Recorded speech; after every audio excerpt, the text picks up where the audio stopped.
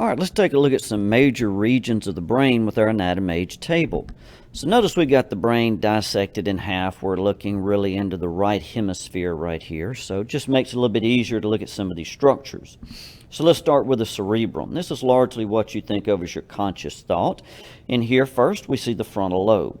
Frontal lobes associated with many things: voluntary motor function, smell, and mood are just a few of them.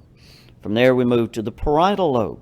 Parietal lobe, you think about receiving sensory information into this region right here.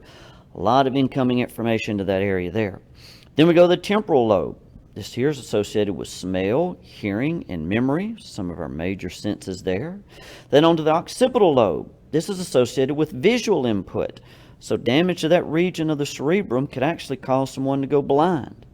Then we go to the corpus callosum. Now this connects the two hemispheres of the brain. When you talk about your right and left hemispheres communicating, this is a big region, one of the major ones where that's done. Then on to the thalamus. This is a major sensory relay center here.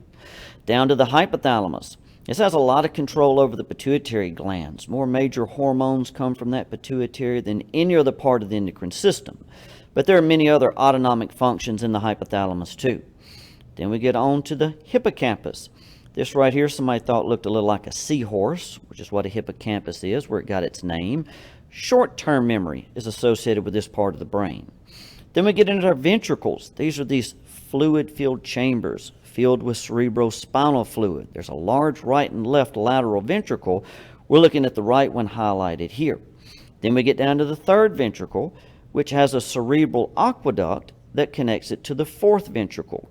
Sometimes, if any pressure is applied to that cerebral aqueduct for whatever reason, it pinches it off, and that cerebrospinal fluid can't get out of these first, second, and third ventricles, where it eventually gets on down the spinal cord. That can cause a lot of swelling inside the brain. Then we move on to the amygdala. Emotions associated with memory are found in this area here. Then we get on from there to the caudate nucleus. Caudate nucleus is part of the basal nuclei. There's a few different major regions to it. Then we get to the mammillary body. This is associated with olfactory reflexes. Think about how you can have an emotional response to an odor. Maybe something that's rotten or smells really bad is what we're talking about there. Then on to the fornix. This connects the hippocampus to the thalamus and the mammillary bodies. And on from there to the cerebellum. Cerebellum has a lot to do with muscle movement, especially the coordinated use of it. Balance is also largely associated with this part of the brain here. Then we get down to the brain stem, which is what connects the brain down to the spinal cord. And it has three sections to it: midbrain, pons, and medulla oblongata.